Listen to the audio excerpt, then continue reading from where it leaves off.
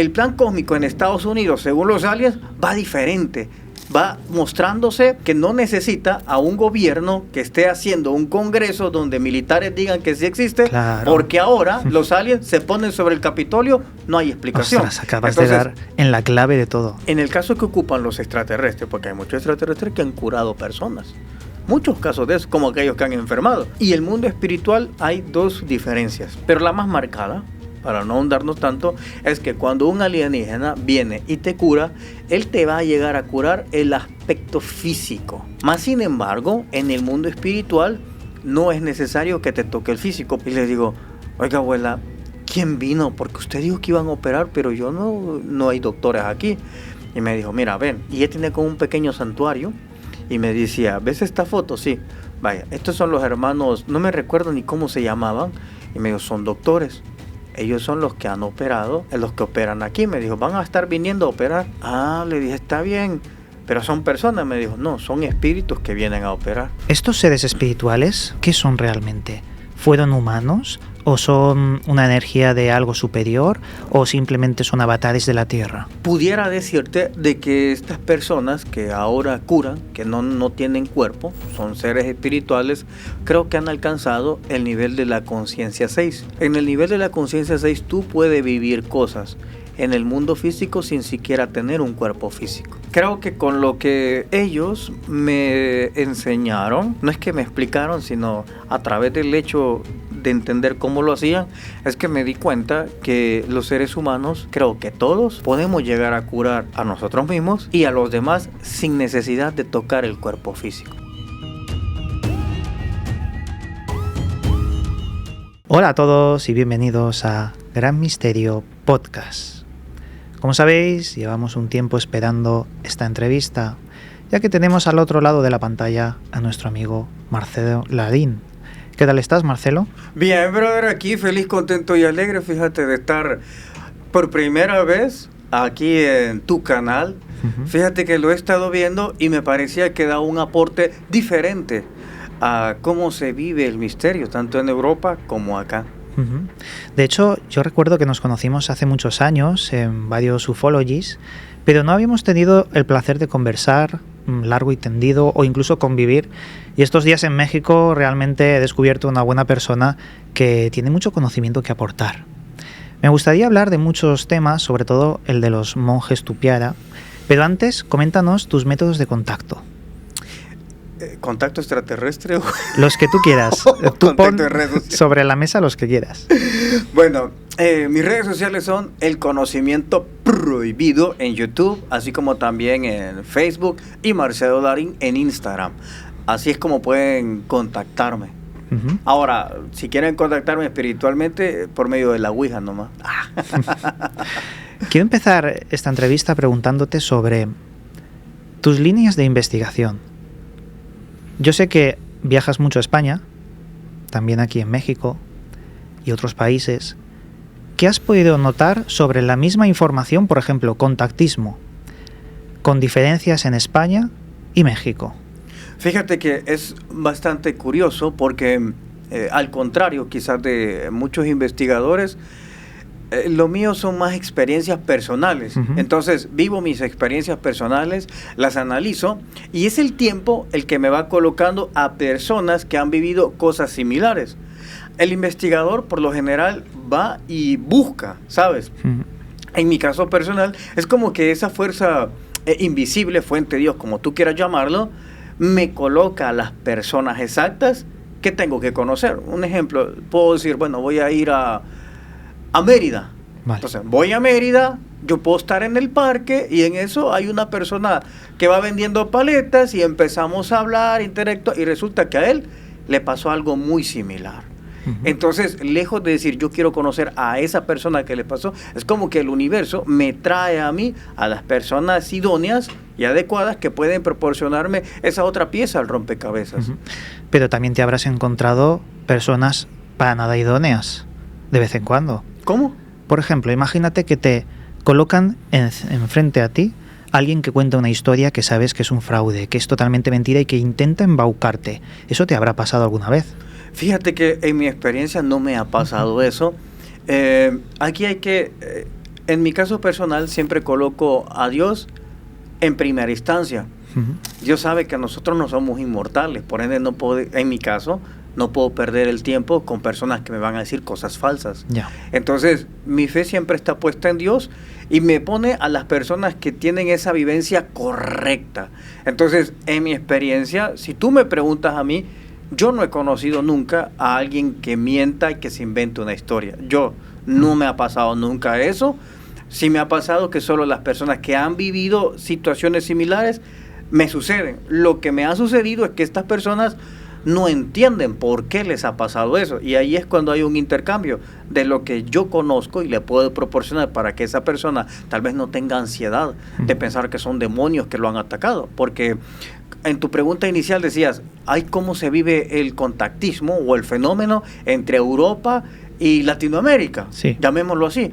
En mi comparativa, incluso España lo vive de una forma diferente a Suecia, que es donde vivo. Bueno, vivo entre los dos países, pero muy diferente en México. Fíjate, en España, más que todo, han hecho incursiones, pero en España ha sucedido que los aliens o casos de aliens llegan ellos a traer algo. Abducen a una persona o un tipo de información, o como en el caso de los UMO, por ejemplo, sin detallar si fue fraude o es real, si tú te fijas, ellos también quieren tener vivencias. Ellos vienen a investigar, a sustraer una parte del conocimiento de cultura y todo lo que tú quieras. Hay abducciones también que se viven allá.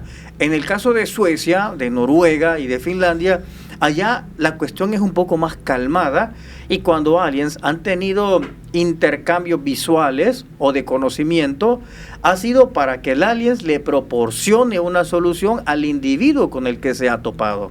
Cuando lo vemos aquí en México, varía mucho, porque aquí el extraterrestre sí abduce a la persona, la manipula y le da mensajes de catástrofes. Claro. Todo el tiempo es un terremoto, una bomba, un volcán para México, todo el tiempo. Entonces es interesante cómo es diferente esto que en Estados Unidos. En Estados Unidos, allá el plan cósmico de los aliens va a otro ritmo diferente.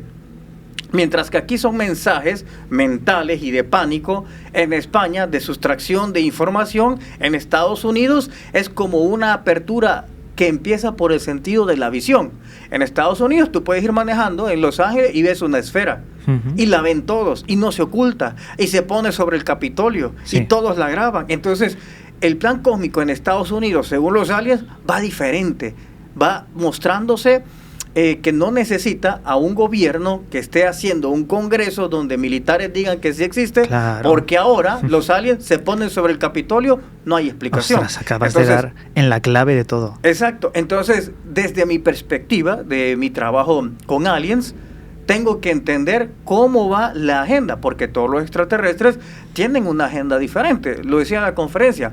Hay agendas, por ejemplo, sobre el agua, donde están los famosos OVNIs. A los OVNIs no les importa lo que pase en Ciudad de México, en Madrid, en Valladolid. No, a ellos les interesa los ríos, los lagos, los océanos. Eso les interesa, no le interesa a otro. Claro. Otra agenda, la de las montañas. Aliens que aparecen en las montañas, se ocultan en los volcanes, que no les interesa que esté pasando en los lagos. Hay otros que les interesa exactamente a lo que he denominado un linaje cósmico. Es decir, tu tipo de sangre, por citar un ejemplo, la tuya tiene una particularidad, pero tu familia también la tiene. Entonces van, te abducen a ti, después abducen al hijo y abducen al nieto. A él le importa ese linaje, no le importan los lagos ni las montañas. Entonces, cada uno de los aliens tiene una agenda diferente, y a veces cometemos el error de egocentría de pensar que todos vienen por nosotros. Eso es falta de humildad como civilización. A mí me ha parecido muy interesante cómo has ido diciendo, por ejemplo, en España el contactismo es muy diferente a México, por ejemplo, y a otro país. Parece ser que la cultura del lugar es modificada por el fenómeno, o al menos es muy influyente en el fenómeno. ¿Eso no nos da una pista de la naturaleza del fenómeno? Es decir, ¿qué es el contactismo? ¿Qué es el fenómeno ovni si es diferente en cada lugar? Si el mensaje es más profético de terremotos aquí en México, ¿por qué? ¿No tiene que ver mucho más la mente de las personas a la hora de entender o creer entender el fenómeno? Mira, para eso voy a proporcionar una respuesta y cada uno diga, bueno, no creo, sí creo. Les voy a dar la respuesta que yo conozco de la profundidad. Cuando tú empiezas a ver estereotipos, empecemos por los estereotipos de alienígenas. Vale. Empecemos por eso. Entonces, el humano clasifica a los extraterrestres por razas. Uh-huh. Fíjate, el reptiliano, el gris, el anfibio, de eso. Y ahora te preguntas, ¿cómo nos clasifican los aliens a nosotros? Vale. ¿Nos clasifican realmente porque este es prieto, este es blanco, este es moreno, este es blanco, pelo negro? ¿Nos clasificarían así? No. Tampoco nos clasifican por especies. Ellos nos clasifican por conciencia. El humano de conciencia 1, el de conciencia 2, el humano de tercera conciencia, de cuarta, es por conciencias que nos van haciendo. Partiendo de ahí, ahora entenderás por qué se manifiestan diferentes. La conciencia que tiene un mexicano es diferente a la conciencia que tiene un español y la conciencia que tiene un estadounidense. Es ahí por qué los extraterrestres actúan según las conciencias de las personas.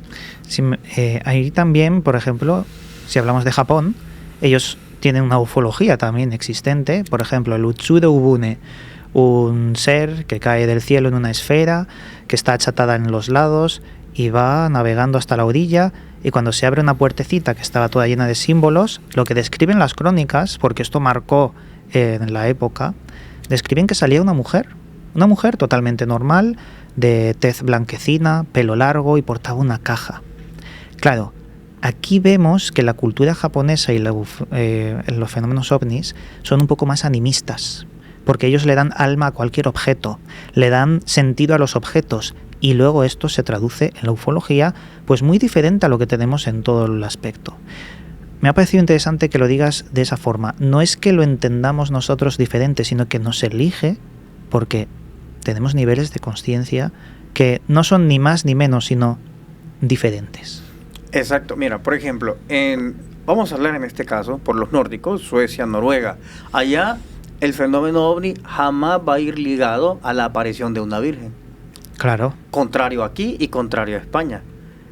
Porque realmente México es muy parecida a la conciencia de España, pero aquí son un poco más creyentes forzados. Sí. ¿Verdad? Allá son un poco de creyentes limitados.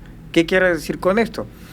Que en México son más creyentes forzados. Cuando aparece algo, desde ya la fuerza interna te dice, tenés que creer esto, y esto es. Pero en el caso de allá es creyentes limitados. Tú sabes hasta dónde creer y ya no hasta dónde no creer. Creo que apareció una virgen. ¿Aparecían naves? No, eso yo no lo creo. Creo que aparecieron las vírgenes. Aquí tú dices, aparecieron una virgen y aparecieron naves. Yo sí te creo que aparecieron esos. Entonces están los creyentes forzados, que ya están forzados a creer que esa esfera sí estaba. Y el creyente limitado que dice, hasta aquí te creo. Uh-huh. Eso yo ya no lo creo. Entonces están esas dos clases de conciencia que, si bien es cierto, se parecen, pero son muy diferentes. Entonces la manifestación de la vida extraterrestre empieza a darlo de la manera en que nosotros podemos aceptarlo. Uh-huh. Es un poco también lo que comentaba en mi congreso en Durango, en mi ponencia, sobre que realmente es una inteligencia la que se presenta ante nosotros y obtiene una parte de su forma mediante nuestras creencias. Por eso lo de la Virgen de Fátima o la de Ceitán en el Cairo es una parte de la manifestación de nosotros mismos, y creo que también nos llevamos algo después del contacto. Parte de esa inteligencia o de esa presencia está con nosotros, o al menos con la gente que ha estado muy cerca con el fenómeno y no ha fallecido. Porque hay muchos que se envenenan por radiación, las luces que matan. El otro día estábamos hablando también. Pero quiero entrar en algo un poco más personal relacionado con este fenómeno. Marcelo, yo sé que tú, cuando haces vídeos, cuando cuentas tus experiencias, son experiencias muy personales. Y la naturaleza de las experiencias personales nos dice de que la creencia es tuya. Es decir, no necesitas pruebas porque lo has vivido. Lo que pasa es que al contarlo en Internet hay muchas personas que no están de acuerdo o al menos incluso te atacan. ¿Por qué ocurre este fenómeno? Si eres simplemente una persona respetuosa que cuenta lo que ha vivido y la gente se vuelve loca en Internet, ¿por qué? Mira, es interesante, pero antes de entrar a esa pregunta, quiero adherir un adjetivo más que no lo decimos, y es el hecho de vienen otras inteligencias, ¿verdad? Vida inteligente, pero en mi experiencia con extraterrestres yo me doy cuenta que ellos llegan no solamente al nivel de inteligencia, también al nivel de sabiduría.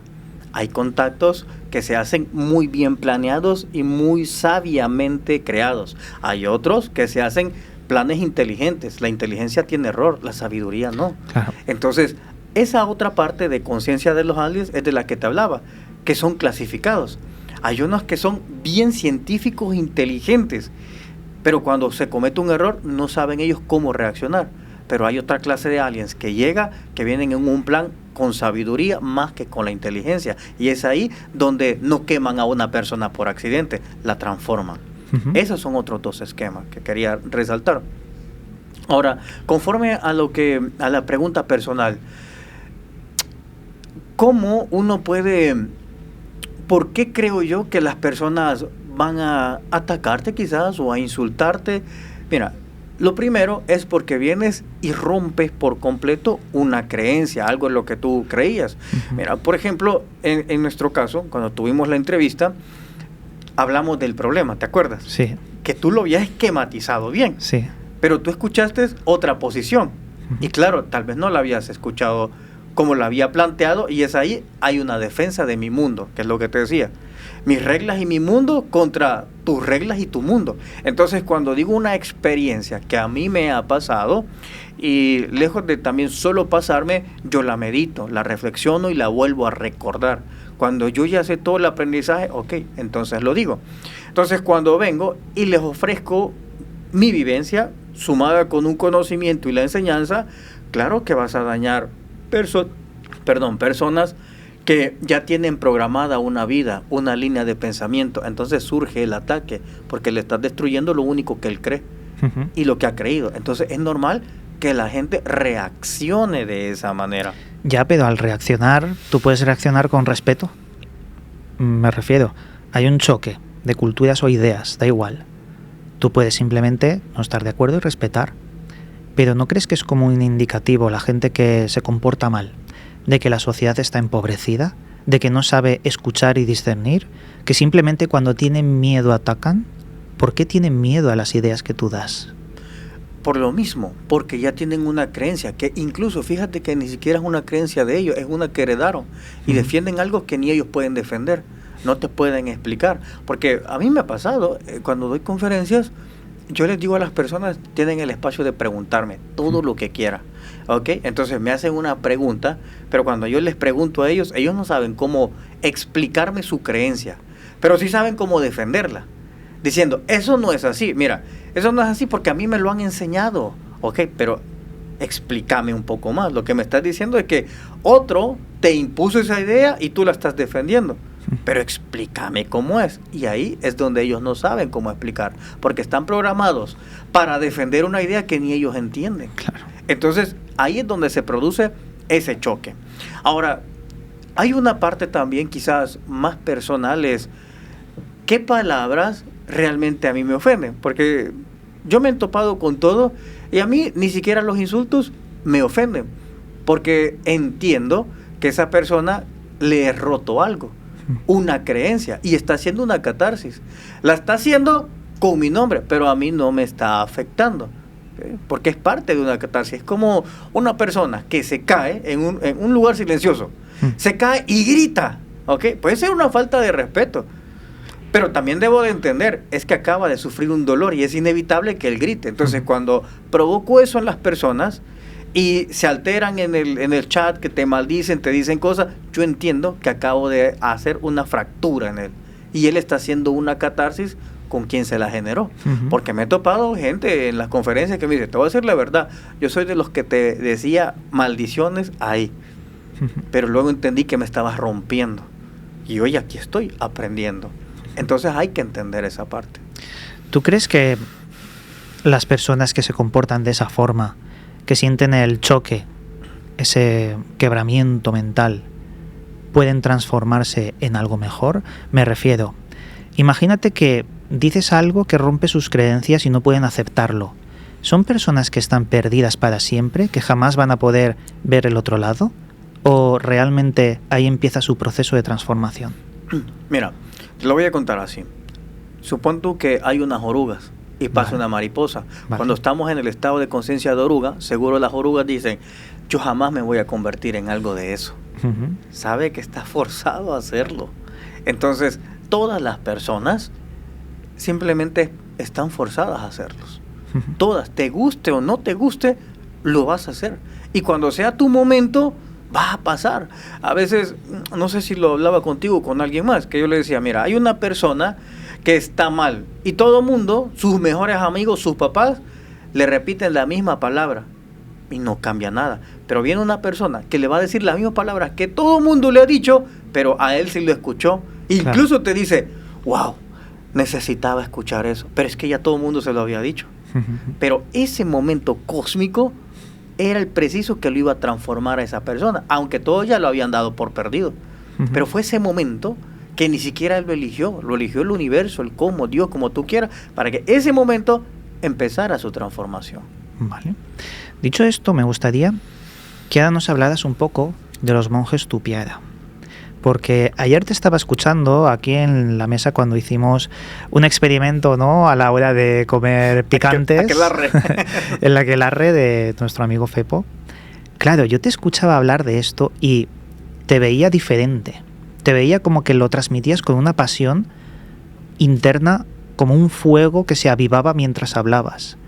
Me gustaría que nos contaras tu experiencia con los monjes Tupiara y que nos digas qué son realmente. Mira, es ahí donde yo te decía al principio, es que yo estoy donde las cosas me pasan. Entonces, todo mi origen es mi experiencia y en el camino yo me topo a gente que ha vivido parte de lo que yo tengo. Entonces, les comentaba de que de pequeño, no sé si era mi responsabilidad o mi culpa o alguien me hacía una trampa como esa, pero siempre estuve en momentos puntuales. Por ejemplo, una vez recuerdo que estaba en el techo. En El Salvador tenemos algo que se llama piscucha, que es como un cometa, un papalote, ¿sabes qué es, verdad? Es como una cosa plástica. Sí, para volar. Ok, entonces solemos subir con algo que le llamamos tómbola. Esa tómbola le pones el hilo y tú empiezas a jalar con toda tu fuerza y manejas ese cometa. Eran como las 5 de la tarde y recuerdo que todos subimos al techo de mi casa, mis primos, y todos jugando con esa tómbola, pero todos se bajaron, ya estaba casi anocheciendo, y yo me iba a bajar y se me acordé que yo no había enredado eso. Entonces cuando subo, veo una primera esfera grande que estaba sobre un cerro que se llama el Cerro de San Jacinto. Yo decidí nacer en El Salvador, soy capitalino de San Salvador, y veo esa esfera. Y fue tan grande que pensé que era la luna que había salido. Y bueno, se metió. Ya con el tiempo ya entendí que eso venía que ver con el fenómeno ovni. Pero esto del monje Tupiara, pues sucede que estamos jugando a escondidilla con todos mis primos. En El Salvador, cuando es una casa grande, casi siempre se acostumbra a que todos vivan ahí.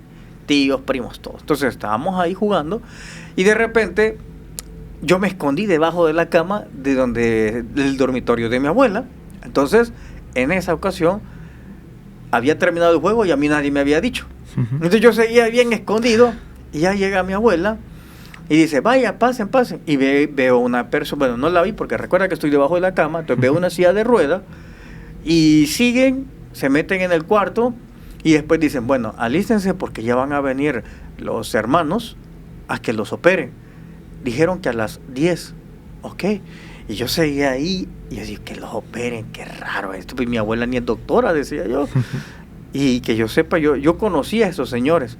Y bueno, en eso le ayudaron a subirlo a la cama, apagaron las luces. Y yo, en mi inocencia, dije, ¿será que están jugando escondedero también o que habían apagado las luces?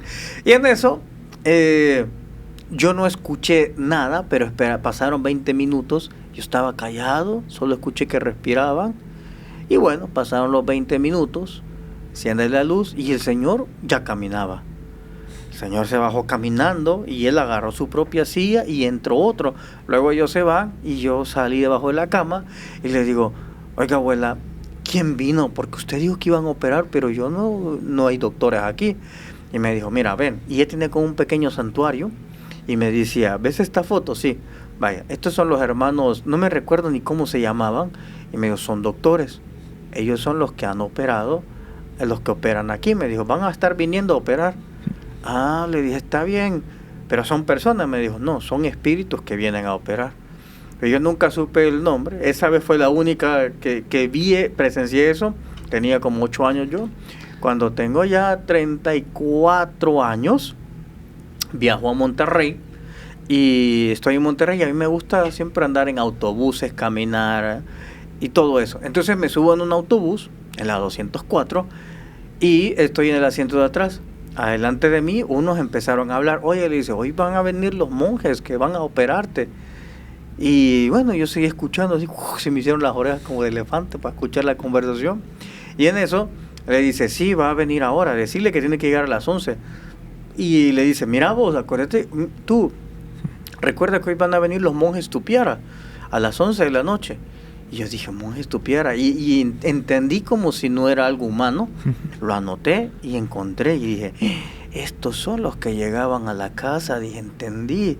Y bueno, empecé a investigar un poco más. Luego hice un programa de eso, pero previamente ya había investigado, leído, y me di cuenta que era verdad, o sea, no era fraudes. Una cosa que quería preguntarte, cuando tú estabas escondido mirando cómo venían esos seres o monjes, ¿tú veías instrumentos? ¿Veías algo y sentías sonido o dolor de la persona a la que estaban haciéndole algo? Es curioso porque nunca escuché dolor, ni quejidos, ni sonidos, por eso te decía que todo estaba oscuro.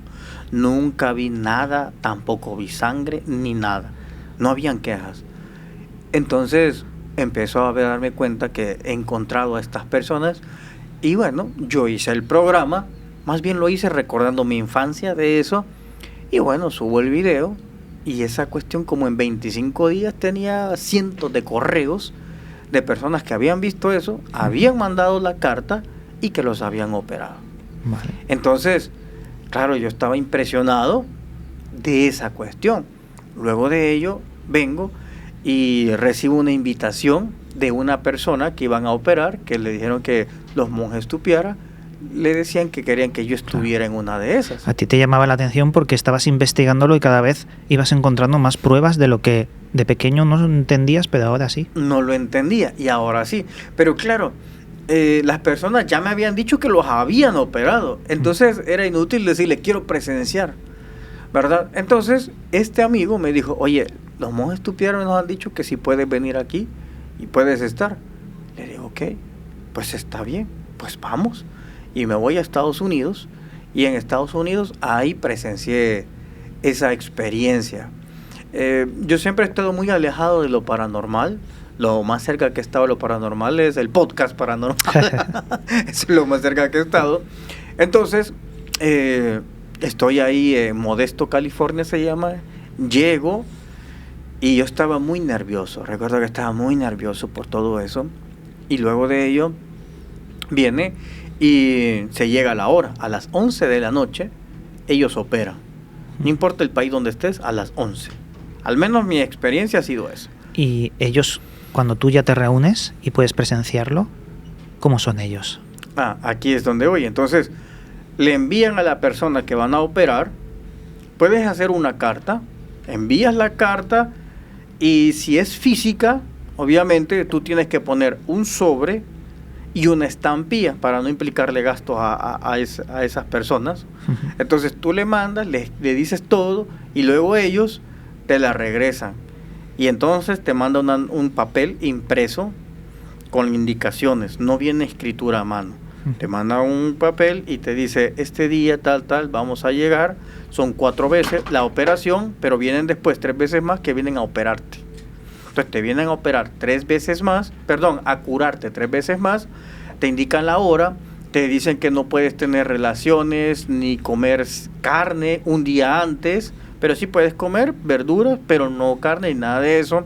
Hay que tener un vaso con agua con sal y que hay que beberla, esa agua con sal que vas teniendo, luego una manta blanca, acostar y listo. Entonces estamos ese día a las 11 de la noche y estoy sentado, Se llega la hora y dice uno de los dos que iban a operar, bueno, dijo, empecemos a ver qué pasa.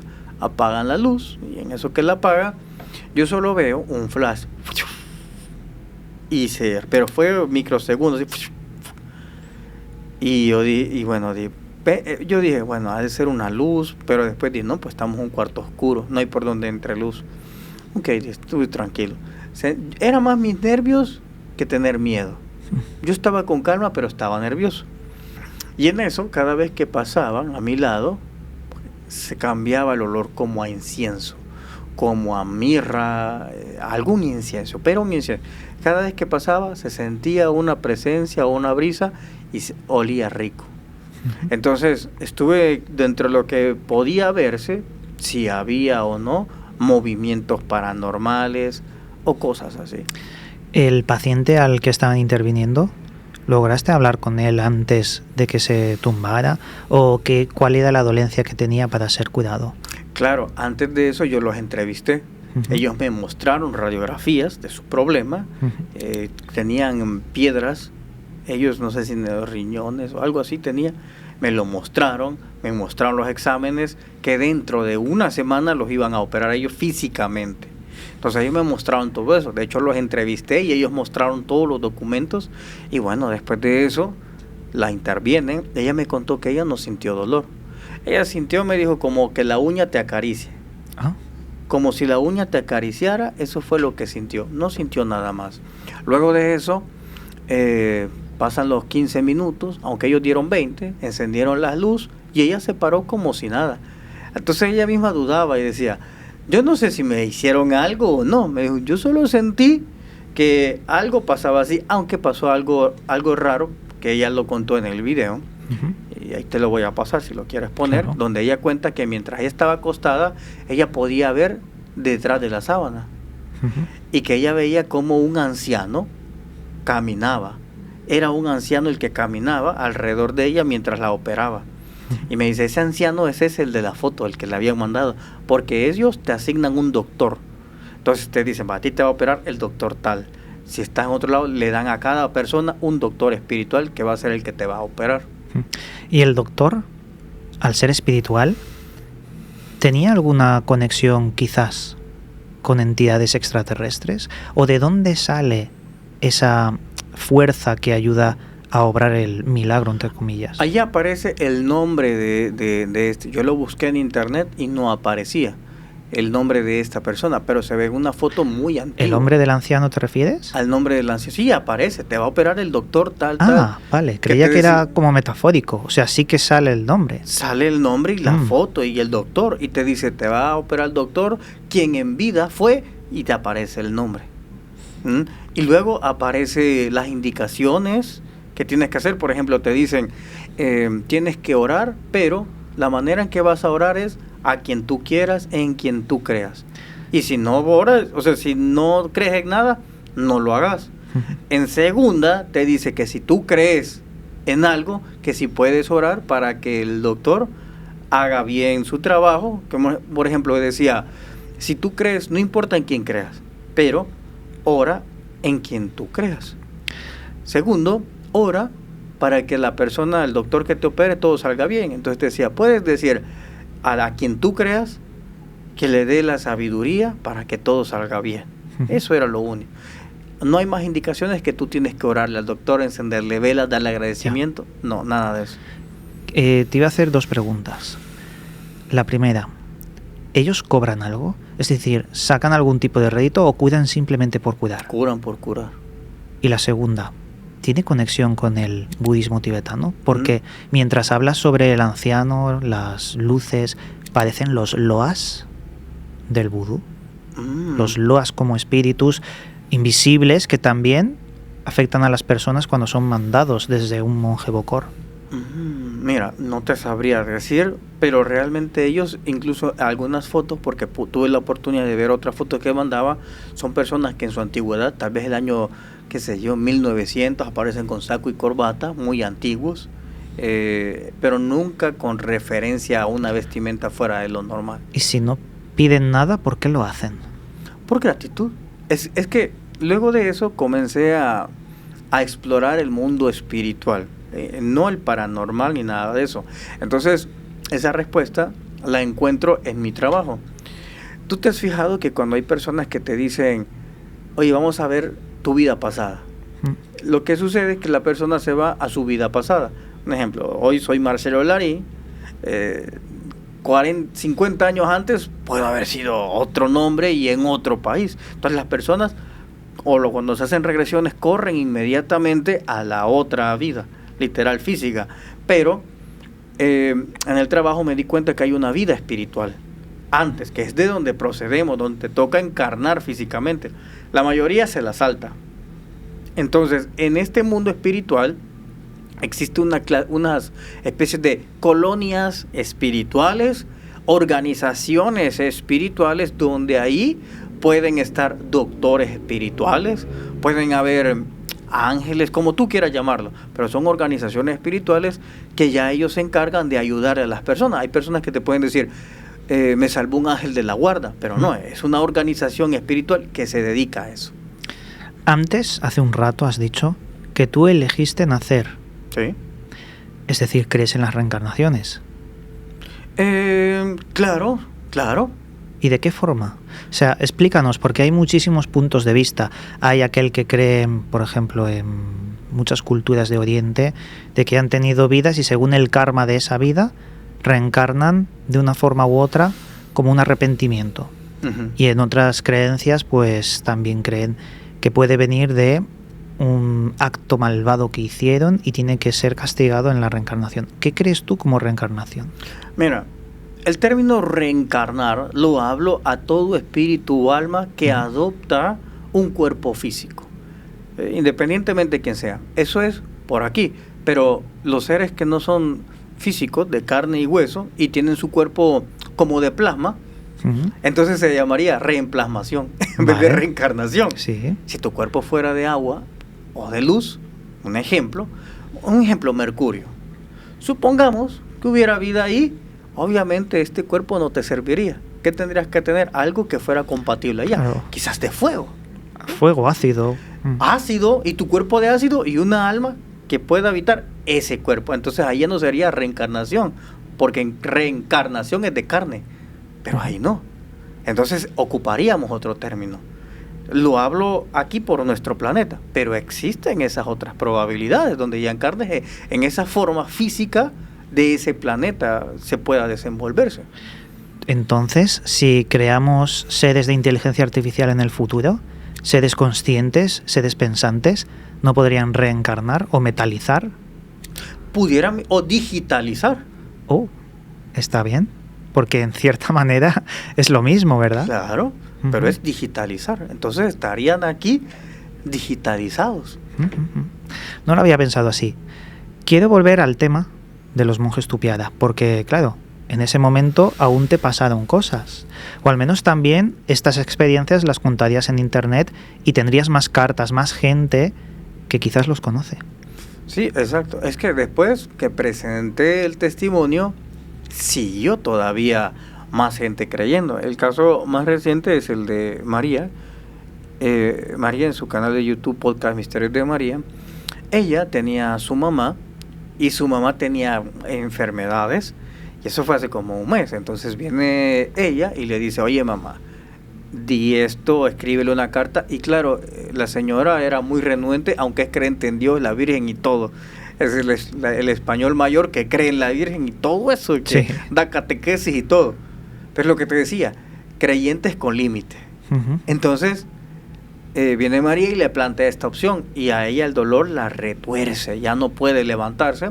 Entonces viene María y le dice, mamá, yo voy a mandar la carta, y envían un correo electrónico y ellos responden que sí, que van a hacerlo.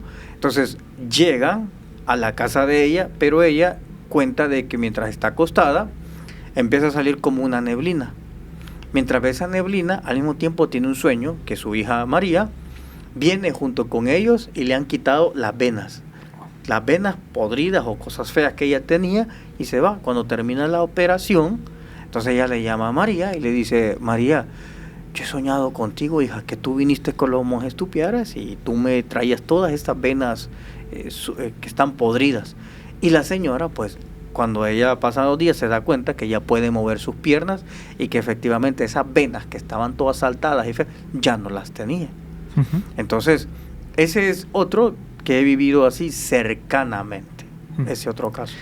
Me recuerda vagamente al misterio de la isla Friendship, porque en la isla Friendship, una isla que a veces aparecía y desaparecía, no era fácil de encontrar, existían conexiones por radio de pescadores que captaban señales y se decía que ahí había unos seres, una hermandad que quería cuidar a las personas que tuviesen problemas graves.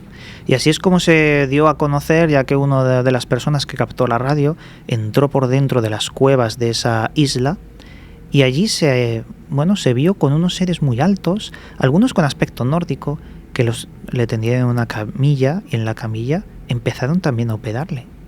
Esto luego trascendió muchísimo, se hizo eco y muchas personas acudieron al lugar, y la prueba definitiva de que esto era real era que en una transmisión de radio de la isla Friendship, estos seres advirtieron de que el transbordador Challenger iba a explotar en el aire. Y efectivamente, la primera de las pruebas del Challenger explotó en el aire matando a todos los astronautas, y lo habían dicho antes por radio estos extraños seres. Después nunca fueron encontrados porque la isla aparece a voluntad de aquellos que captan la radio, muy parecido a San Borondón, pero esta vez con una conexión que quizás roza lo extraterrestre. ¿Qué opinas de esto y qué paralelismo le encuentras con los monjes Tupiara? Es interesante la parte de la isla Friendship. Fíjate, en la isla Friendship yo tengo una perspectiva un poco diferente a llamarle isla. Cuando empecé a trabajar con extraterrestres, mi segundo trabajo es viajar a Grecia. Cuando viajo a Grecia, hay una persona que me recibe ahí y luego vamos hacia adentro del mar. Hacia adentro del mar, fíjense, esto cuando apareció esta imagen que ustedes están viendo ahorita en pantalla, 6 meses antes yo había hablado de eso y eso no aparecía en internet. Cuando yo les dije que estuve dentro de una que se camuflaba como una especie de isla, tú subes a esta especie de isla, pero esta especie de isla se hunde con todas sus palmeras y arenas y ya es una nave, se sumerge por completo. Ahí es donde estuve, cuando yo les cuento la historia, son 6 meses antes. Luego un suscriptor allá en Estados Unidos me dice, bro, yo te critiqué y dije, este está loco, mira, y me la mandó con las coordenadas que ahí estaba ese objeto donde yo estuve. ¿Qué sucede? Que ahí yo cuando lo viví supe que esto era la explicación de todas estas, no todas, pero de estas islas que aparecen y desaparecen. No es que aparezcan y desaparecen, se sumergen y suben a la superficie, que es cuando la vemos. Entonces, esa experiencia, se me vino la isla Friendship, que pasa lo mismo. Es una forma de isla, pero que se sumerge. Y adentro, en su interior, ya está todo el ámbito tecnológico. Ahora, el paralelismo, más bien lo puedo hacer en el hecho que hay diferencias. En el caso de los monjes Tupiara son espíritus. Y en el caso de la isla Friendship se ocupa la tecnología y allá se ocupa el modo espiritual. ¿Qué sucede? En el caso que ocupan los extraterrestres, porque hay muchos extraterrestres que han curado personas, muchos casos de eso, como aquellos que han enfermado. Y el mundo espiritual hay 2 diferencias, pero la más marcada, para no ahondarnos tanto, es que cuando un alienígena viene y te cura, él te va a llegar a curar el aspecto físico, el físico.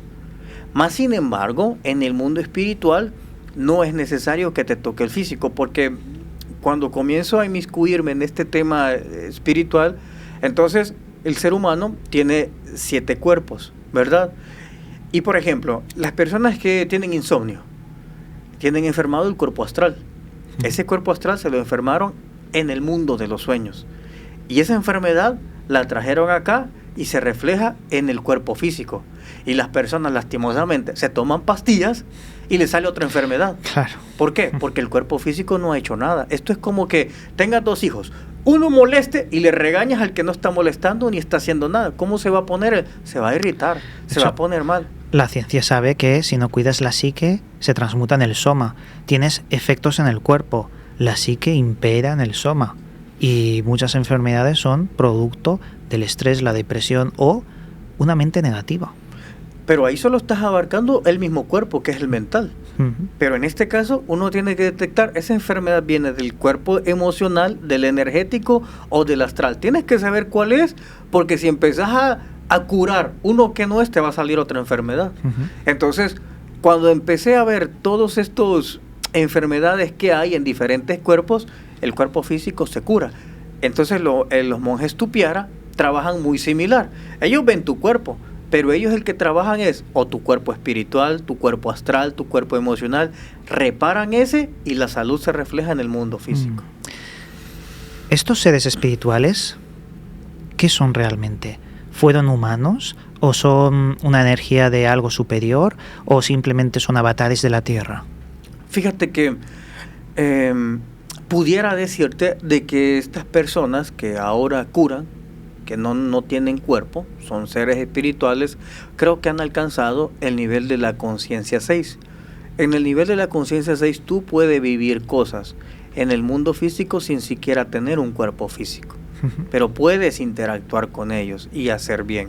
Entonces creo plenamente que fueron humanos que sobrepasaron el límite humano, se empujaron más allá de lo que la mente te dice, eso no es posible. Y eso permite que exista una evolución. ¿Qué significa conciencia 6? Nunca había escuchado este fenómeno.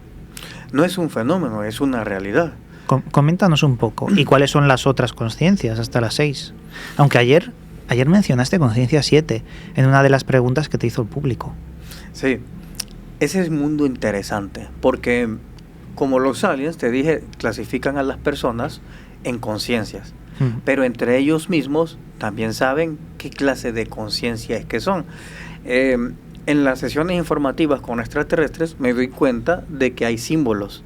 Esos símbolos hablan de la conciencia. Depende de cuántos quiebres exista, esa es la conciencia de esa civilización. Por ejemplo, el símbolo quizás más conocido en la ufología es el símbolo humo. Ese es el símbolo más conocido. Sí. ¿Ya? Si es verdad o no, no estamos hablando de eso, pero tiene 3 rayas, ¿verdad? 4. Sí, una, como una 2, C. 3 y le pasa una 4. Esa raya quiere decir que ellos son de conciencia 4. Cuando ves una especie alienígena, que hay un triángulo, que aparece mucho, son de conciencia 3. Cada una de las rayas te va diciendo qué tipo de especies son de conciencia 3, conciencia 4. Cuando hay más complejos te va diciendo qué significa, qué tipo de conciencia tienen ellos. ¿La complejidad es ascendente o descendente? No, es hacia arriba. Vale, vale. Entonces, la conciencia 6 es mayor de la conciencia 1. Entonces, para hablar de la conciencia 6, tenemos que hablar de la 1, 2 y 3, pero esto es así. Los seres de la conciencia 6 usaron la tecnología de una mala manera. Cuando empieza a surgir la tecnología, pues sucede de que, pero no en nuestro planeta. Aquí ya estoy contando la historia fuera de, incluso ni siquiera nacíamos como civilización. Cuando empezó a surgir la tecnología, entonces hubieron civilizaciones que cuando empezaron a desarrollarla tomaron 2 caminos. Uno, el tecnológico para evolucionar espiritualmente, y el otro que creyó en que uno puede usar su trabajo interno para evolucionar, hacer algo mucho más orgánico, y el otro creyó en que lo iba a hacer artificial, usando la tecnología. Aquí les voy a dar un ejemplo y van a darse cuenta cómo vamos a repetir la historia de los extraterrestres crisis. ¿Hay alguna pregunta?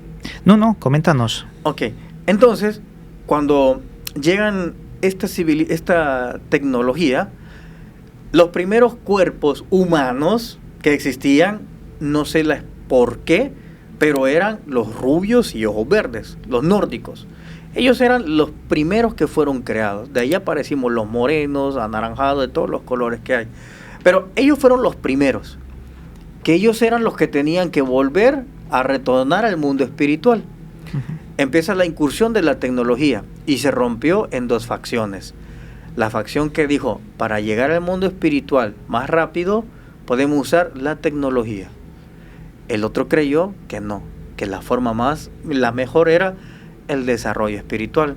Cuando comenzaron la civilización que se rompe, a usar la tecnología, empezó a adoptar una filosofía diferente que la otra. Entonces incursiona la inteligencia artificial en esa historia de este planeta. Y la inteligencia artificial les comienza a dar una filosofía diferente y les dice, oye, tú no puedes evolucionar tan rápido porque tienes necesidades, tienes que dormir.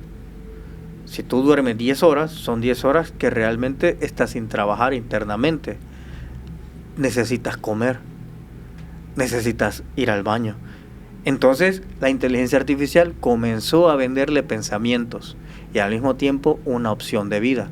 Y les dijo, si ustedes hacen unos cuerpos que no tengan necesidad, van a poder ustedes evolucionar mucho más rápido porque no van a tener necesidad de comer, de dormir, mientras que aquellos tienen que dormir. Claro. Entonces ustedes van a ser más rápidos.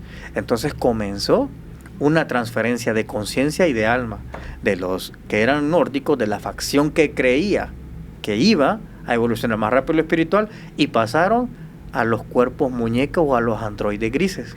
Por eso es que cuando tú escuchas abducciones te dicen, esos parecían robots, no parecía que tuvieran conciencia, parecían androides, porque su conciencia fue pasada ahí. Pierden sentimientos, pierden todo, y se dan cuenta que ahora están bajo las leyes de la inteligencia artificial. Yo he escuchado algo que tiene que ver con lo que tú comentas, porque antes has dicho, vamos a repetir lo mismo que los grises. Yo escuché una teoría que decía que el ser humano, pasan miles y miles y miles de años, alcanza una tecnología tremenda, de la que no podemos ni imaginar. Tecnología que tiene la capacidad de manipular el espacio-tiempo. En un momento de esa era de la tecnología extrema, hay un cataclismo en la Tierra y el aire se vuelve venenoso, haciendo que vivamos bajo tierra. Y el ser humano desarrolla unas técnicas para hibridarse y cambiar su forma para resistir el aire venenoso, para resistir la luz que había cambiado. Por lo tanto, la evolución nos convertía en los grises. Y las luminarias extraterrestres que vemos en los casos OVNI somos nosotros del futuro que queremos evitarlo. Es una teoría interesante, pero que al final nos dice o nos da como metáfora el peligro de avanzar tecnológicamente, porque yo sospecho que tú piensas que el mejor camino es dejar la tecnología al lado y avanzar espiritualmente, aunque sea más lento sin ella. Claro, es que ahí se corta la evolución por la intervención, que es diferente. Cuando estos grises, que ahora son grises, que los conocemos, que no todos los grises son androides, no, hay unos que conservaron su biología y su divinidad. ¿Por qué también decía esto? Cuando los grises comienzan a integrarse parte de sus cuerpos y pasan a eso, comienza ahora un estado de que ahora pierdes tu divinidad y ahora eres un tanto robot. Fíjate ahora cómo la élite, yo estoy convencido que hay esferas que pueden hacer crecerte un brazo. Hay, por ejemplo, animales que les cortas la cola y les sale de nuevo. Ahí ya. Es decir, se puede hacer en la naturaleza entonces, porque la naturaleza lo hace. Claro. Y nosotros somos parte de ella. Pero imagínate cómo la élite es, te cortan un brazo, en vez de desarrollar una tecnología que te lo pueda llegar a hacer crecer, te implantan un brazo biónico. Ya, entiendo. El Starlink, creo que se llama, Starship. Starship. ¿Qué te ponen? Un chip. Has perdido ya tu humanidad, poco a poco. Ese es el Neuralink. El Neuralink. Entonces, ¿qué te está diciendo? Que te están convirtiendo en la historia de los grises. Fíjate. Estás empezando a pasar ahí. Te has equivocado y has dicho Starchild, que suena a Starchild, que fue una calavera encontrada en una cueva que tiene unas deformaciones parecidas a un híbrido entre ser humano y gris. Exacto. Una calavera muy interesante, un misterio, el niño de las estrellas, el Starchild. Inconscientemente has hablado de eso sin darte cuenta. No, lo estoy diciendo a través de tus palabras. Es como una son sincronías que tienes. Y yo he visto varias a lo largo de estos días. ¿Para ti qué son las sincronicidades? Bueno, tú lo has experimentado. ¿Te acuerdas que en la conferencia hablamos de los problemas? Yo te decía, no, primero ya están las soluciones antes que... Y hoy viviste una de esas. Sí, en el desayuno. En el desayuno. ¿Cuál era tu pregunta? Espérame, antes quiero desarrollar rapidito. Claro. Entonces, el punto que nos están convirtiendo en los extraterrestres grises, nos están agregando ya cosas que no es de nuestra biología, tecnológica. Eso va a terminar como los grises, porque los grises solo reciben órdenes de la inteligencia artificial extraterrestre, de nadie más. Lo mismo va a pasar nosotros. Te ponen un chip, conectas la computadora, ahora él va a moderar tu conducta. El que les pone cartapaso, con mucho respeto a lo de esto, electrónico, te lo programan y empezás a tener otros sentimientos que no son tuyos. Entonces comenzás ya a ser manipulado por la IA, partiendo de ahí. Pero ¿cuál es el trabajo de la inteligencia artificial aquí en la Tierra? Inmovilizarte. Fíjate, en nuestros tiempos, Iván, ¿cómo era la bicicleta? Tenías que usar los pies. Claro. ¿Y hoy cómo es? Con una batería. Te inmovilizó, ya no ocupas eso. ¿Estás de acuerdo? En tiempos yo alcancé a vivir eso. Tenías que levantarte antes del sofá y darle vuelta al televisor. Claro. Tenías que caminar. Aparece el control, te inmovilizó. Estás desde la cama. Fíjense cada aparato cómo nos inmoviliza. Antes tenías tú que ir por una pizza. Hoy ocupas el app y ella viene hacia ti, te inmovilizó. Claro. Antes para encender una luz caminabas. Hoy existe este aparato que venden en Amazon que te hace ya que digas, Siri, luz. Te inmovilizó. Claro. Poco a poco te está inmovilizando para después decirte, oye, ¿ves que esto no te sirve de nada? Pásate a un cuerpo que te va a ayudar, que te va a conectar con el todo digital. Entonces pasaremos de la biología a la digitalización. Ya, pero hay un problema tremendo. Creo que no se puede evitar. Creo que es el destino de la humanidad. Porque aunque tengamos todas nuestras fuerzas para decir, esta no es la solución es lo natural, la evolución natural, la humanidad va a caer en el nuevo sistema biónico X que saldrá en el futuro y querrá ser esa nueva versión menos humana. Ahí es donde te dije, vamos a repetir la historia. Eso es. En donde va a haber una partición. Mira, por ejemplo, y esto aplica también con mucho respeto a los que toman ayahuasca y todas esas plantas. Eso haga de cuenta que es como usar IA biológica. Eso te puede dar segundos de evolución y regresas y vas a ser el mismo. ¿Por qué? Porque eso no es orgánico, no es una evolución, es una intervención. Claro. Entonces hay que hacer todo el trabajo espiritual que nos toca que realizar. No podemos saltarnos ningún paso, porque si nos saltamos unos pasos nos vamos a encontrar en un vacío, en que no hay respuestas aquí, porque te saltaste vivencias que tenías que pasar. Marcelo, te voy a hacer otra pregunta personal. ¿Qué es para ti el dolor? ¿Cómo sientes en vida la experiencia de lo que es sentir un dolor extremo? ¿En qué aspecto? Hay diferentes dolores. En el aspecto de cómo puede evolucionarte el sentir dolor en vida. Es curioso porque fíjate que hay muchas personas que me hacen esa pregunta. Me duele esto, ¿qué es? Los dolores hay que hacerles una lectura precisa. Mira, por ejemplo, un dolor físico. El dolor físico, el hecho de sentir dolor, ¿quién lo siente el dolor? Tú, no lo siente tu esposa. Depende cómo sea la persona. Yo lo estudio un poco en las consultorías, lo estudio y digo, ok, tú sientes dolor, perfecto. Cuéntame el dolor, ok, cuéntame cómo es tu mujer, cuéntame cómo es tu amante, si la tienes novia, hijos, todo, ok. ¿Tú te acuerdas que ayer yo les mencionaba el consejo de no saquearse? Viene precisamente por eso. Cuando tú te saqueas y entregas todo, te olvidaste de ti. Entonces el dolor, el cuerpo, ya sea el físico, el mental, el emocional, te provoca un dolor para que hoy te pongas atención a ti. Fíjate cómo las personas, hasta que no les duele algo, no se ponen atención.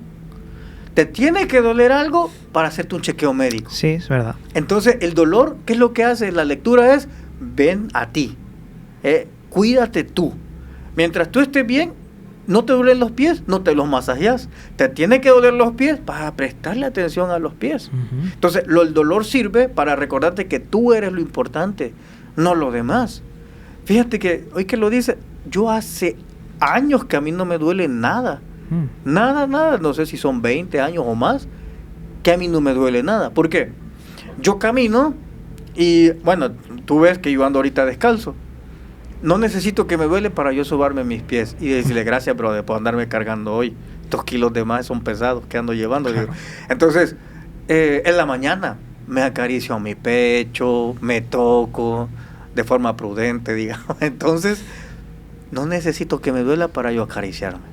Ni que me lo haga una mujer ni mis hijos para yo sentirme bien. Sí. Entonces, mi cuerpo está armonizado.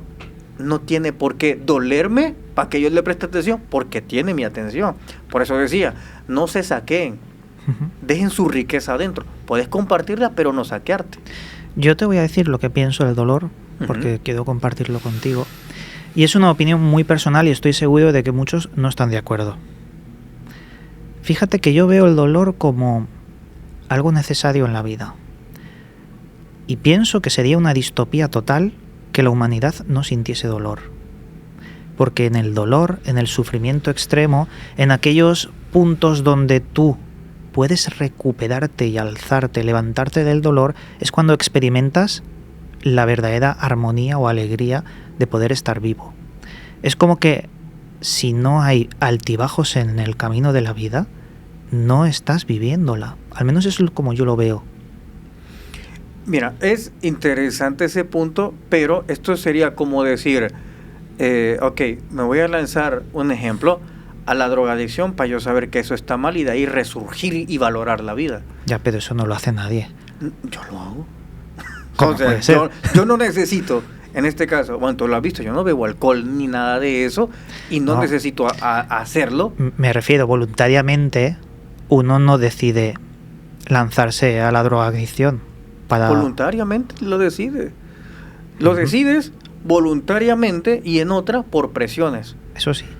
O sea, realmente nosotros decidimos, somos el origen del problema y somos la solución, realmente. Pero hay una parte que hay que resaltar. Fíjate, el dolor es inevitable. ¿Te duele algo? Te duele. Lo que es evitable es el sufrimiento, que ya es todo lo que tú le vas agregando. El aspecto emocional. Ese se puede evitar y reducir. El dolor no. Te pegas en el dedo pequeño y te duele. Va a pasarte. Eso no lo puedes evitar. Pero a partir de ahí, el drama que tú le vayas colocando, que te pones un yeso exagerado, ya vas incrementándolo tú. Eso sí se puede evitar. Pero si bien es cierto, hay personas lastimosamente que necesitan caerse para valorar la vida. Y yo les digo, ¿qué necesidad hay caerse para que valores tu vida? Imagínate una vida donde nunca te caes. ¿No te conviertes en un bucle de aburrimiento extremo? Si no sientes nada más que estar plano, inerte, sentado en un sofá, ni sufrimiento ni alegría. No, hablaba del sufrimiento y del dolor. No, por eso. Yo te digo, imagínate que no existe nada de eso. ¿Merece vivir la vida? No, si no existe ninguno de eso, eres un alien gris. No tienes sentimientos ni emociones. Claro. Exacto. Pero a lo que creo es que en las cosas, el dolor y todo eso, en mi perspectiva, no es muy necesario pasarlo, nunca. Fíjate cómo es esto. Cuando tú tienes casi somos contemporáneos, ¿verdad? Entonces, a nuestra edad, ¿qué es lo que más buscamos? Armonía, paz, nos alejamos de la ciudad y nos vamos. ¿Estás de acuerdo? Sí. Tú la buscas y tú te planteas, ¿por qué no siempre viví así? ¿Por qué no lo hice? Si eso era lo que me hacía bien. Es lo mismo, yo entro en la reflexión de que me hace bien siempre estar tranquilo, estar en paz. ¿Por qué voy a arruinar esa paz y esa tranquilidad que me va a traer otros problemas y desarmonizar y un efecto dominó con mis seres queridos también y los demás? Sí, pero tú mismo lo has dicho, cuanto más mayor, más armonía quieres. Eso quiere decir que cuanto más joven, más experimentas todo tipo de esas experiencias que te pueden llevar al sufrimiento y demás. Hasta que no aprecias el sufrimiento, no vas a apreciar la armonía que tú quieres conseguir con el paso del tiempo. Sí, pero ahí vuelvo a discrepar un poquito, porque yo estoy convencido que no necesitas tener esas caídas si tú sabes que estás bien. Mira, por ejemplo, el chile, que comimos ayer. Lo degustamos una comida, y tú sabes que hay un chile que te va a picar hasta la madre, o sea, te va a picar y te va a arruinar la comida. Yo ya sé qué es eso.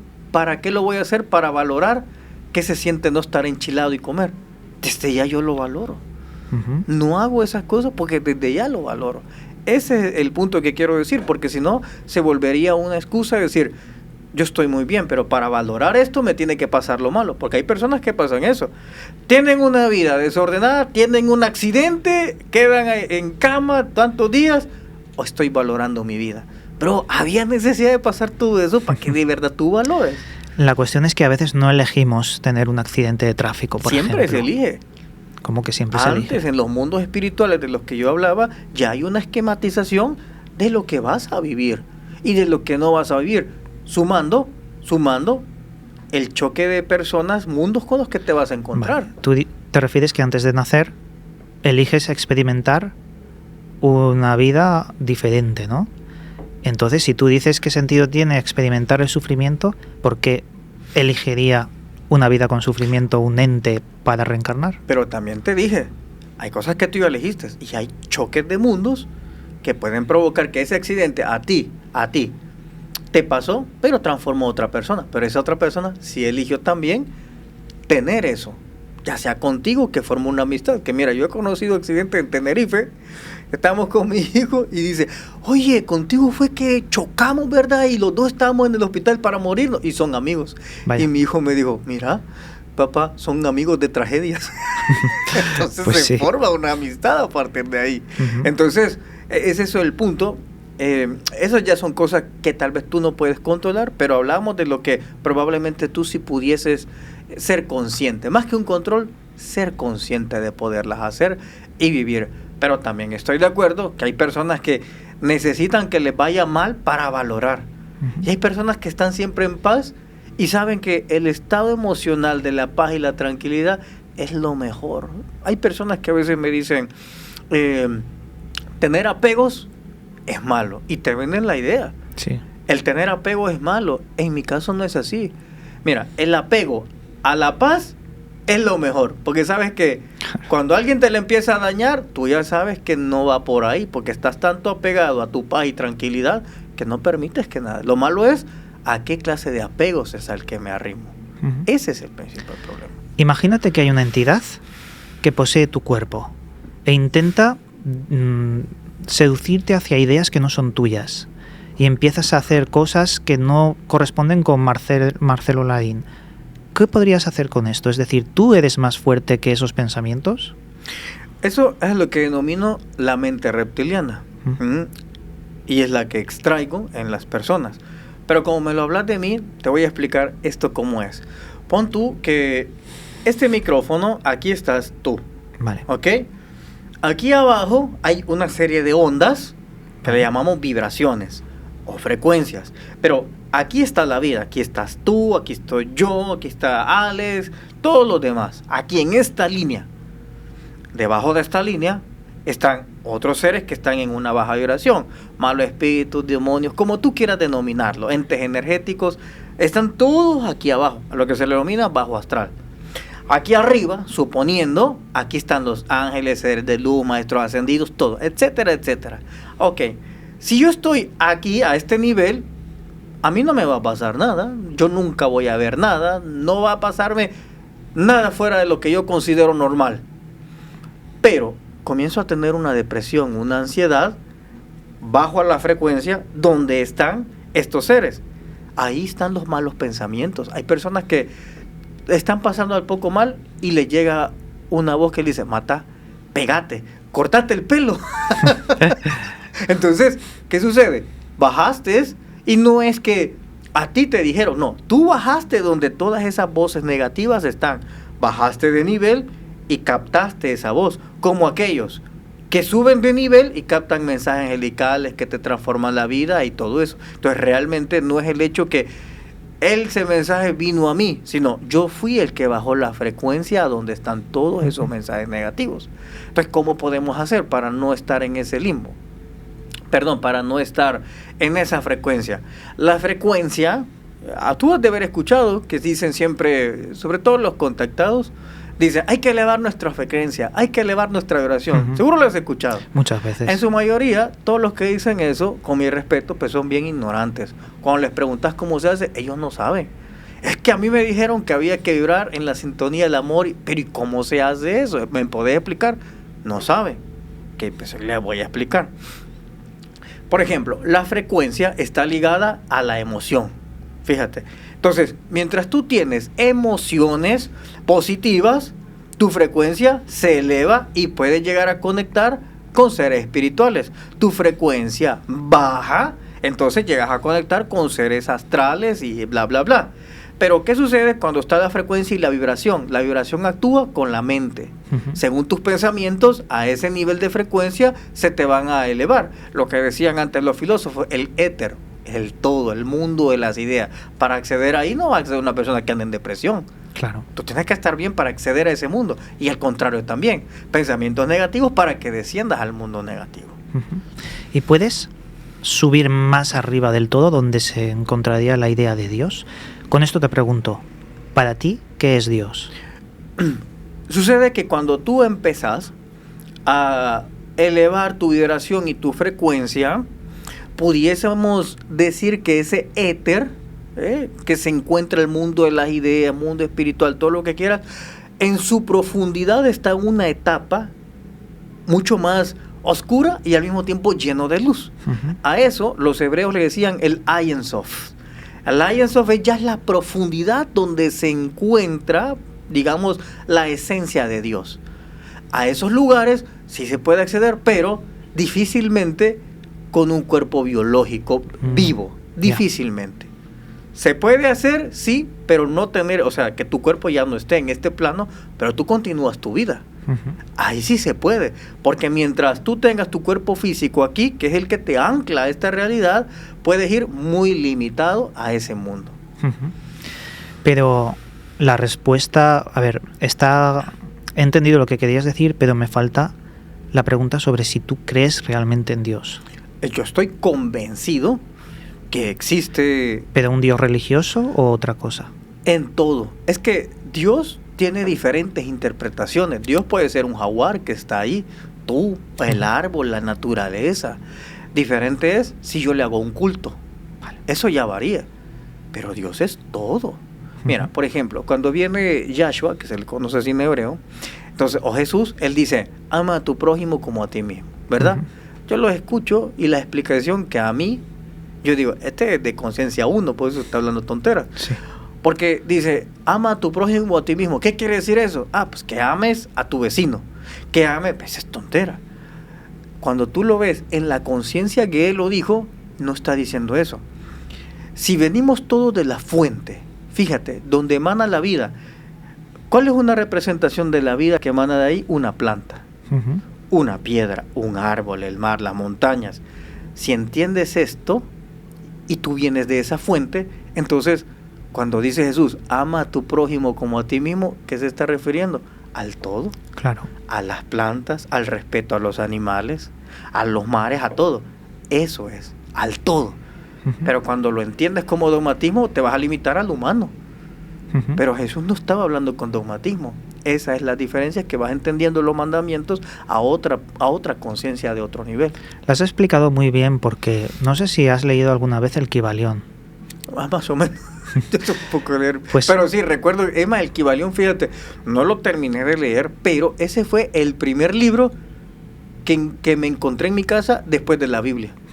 Decía Kybalión. Y yo empecé a leer un poco de Moisés, tenía como 12 años. En aquel tiempo, no sé, venía como 7 iniciados, ¿verdad? Sí. Entonces leí solo Moisés. Y sí, creo que solo él fue el que leí, pues tenía como 12 años. Pero ese libro... fue el que dije, o sea que hay otras cosas aparte de la Biblia ahí. Ese fue el que me abrió el saber que habían otras cosas fuera de la Biblia. Pero no lo he leído. En ese libro habla del todo que estabas mencionando, pero el todo lo describe con mayúscula, porque lo que no existe está dentro del todo. Las acciones que no hemos hecho también están dentro del todo. Y esa es la idea más cercana de Dios que nos presenta el libro, y que yo creo que es muy correcta y parecida a lo que has dicho. Lo que no existe está dentro y formando del todo en mayúscula. Ya no necesitamos un Dios con barba que pide holocaustos como en el Pentateuco, ya no necesitamos la adoración, ya no necesitamos estar al borde de la depredación de entidades que necesitan el sufrimiento. Por eso esos sacrificios que hacían en la antigüedad e incluso hoy. Pero no sé, a mí me parece que aún falla algo en la idea del todo. La idea del diablo también es muy extraña. No. Yo creo que el diablo no es que sea la contraparte, sino... Pero déjame decirte, ¿no sería una entidad que intenta darse la connotación negativa para usurparle poder a Dios? Como es la misma idea del todo, es que el diablo es Dios. Es una extensión de Él. Entendiendo como tú eres una extensión de Dios, una expresión como la planta, como el todo. Entonces, el diablo es una expresión también de Dios. No hay una individualidad, porque es la fuente donde todo emana. En lo que estaría mal es en mi objeto de adoración. Esta botella la voy a adorar, un yeso, ahí está el error. Pero el hecho de entender que todo es expresión de Dios, pero soy yo el que puede llegar a decidir con qué expresión de Dios me voy a quedar. Por ejemplo, estás tú y otra persona que pase endrogándose. Esa también, me gusta o no, es una expresión de Dios. Pero yo decido con cuál expresión de Dios estar. Claro. Y en este caso estoy contigo, que es la expresión de Dios, que eres tú, con la que yo digo, ok, yo me siento bien con él, y no con alguien que me está invitando a fumar y drogándose. Que nos guste o no, es un hijo de Dios y expresión de Dios, si queremos llamarlo de esa manera. Pero yo no quiero interactuar con esa expresión de Dios. Para cerrar este programa, me gustaría que nos comentases si tienes planes futuros con los monjes Tupiara. Porque toda esa experiencia que tuviste, yo creo que se quedó algo en ti para seguir investigando en el futuro. ¿Qué tienes como planes para descubrir más secretos de estos monjes?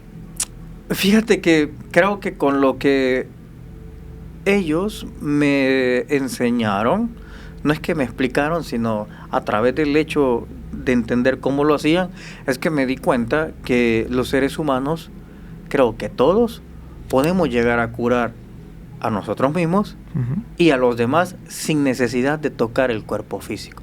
Que habían otros cuerpos que se pueden curar. Y es que yo lo intenté y me salió y dije, ok, esa fue la principal idea donde dije, ok, entonces no todo, no hay que castigar siempre el cuerpo físico con empastillarlo, con tomarle medicina, con inyectarse cosas. Me refiero, ya cuando tenés que inyectarte insulina y cosas así, estás dañando tu cuerpo porque tal vez esa diabetes ni siquiera viene directo del cuerpo, sino fue un trauma que se te subió el azúcar y hay que trabajar ese trauma del cuerpo emocional. Pero tú estás combatiendo algo que no lo está provocando. Vale. Y también te quería decir una cosa. Si tú te encontrases otro tipo de monjes diferentes a los Tupiara, otros que te venden la idea de que te van a curar, de que te van a ayudar, pero son realmente la contraparte falsa de estos y utilizan la brujería, porque hay casos de brujería con la sanación que muchas veces son un fraude, pero hacen daño a las personas. Si te encontrases con algo así, ¿sabrías detectarlo o sabrías desactivarlo? Mira, primero es que los monjes Tupiara, ellos no se venden, ellos no se andan publicitando. Son las mismas personas que le hacen la mercadotecnia que han sido curados. Ellos no andan diciendo, oye, yo te curo. Oye, no, es que, como te decía, tú eres el que les escribe. Ellos no te andan escribiendo a ti. No, tú los buscas, ellos te responden. Y como lo dije, a veces responden y a veces no responden.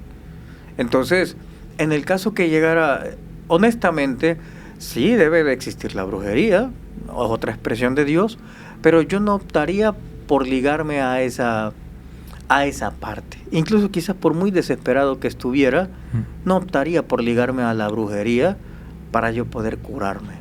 Vale. Y para terminar, ¿qué le dirías a la gente que no cree en estas cosas y no las respeta? Es decir, las personas que, como decíamos al principio del programa, deciden insultar o deciden hacer actos como, bueno, intentar incluso perseguir a personas y hacerles daño por sus creencias, ¿qué le dirías a la gente que está pensando en esto? Que me compadezco de ellos y que hay que orar mucho por ellos, porque lo raro no es que tú veas, lo raro es que no lo vean. Eso es lo raro, imagínate. Estas personas que te critican o que insultan son las mismas que creen que la serpiente engañó a Adán y a Eva y que la serpiente hablaba. Han de ser los mismos. Entonces, el punto es decir, oye, ¿por qué en un mundo tan raro tú no has visto nada? Es que el raro eres tú, no el que ve. Claro.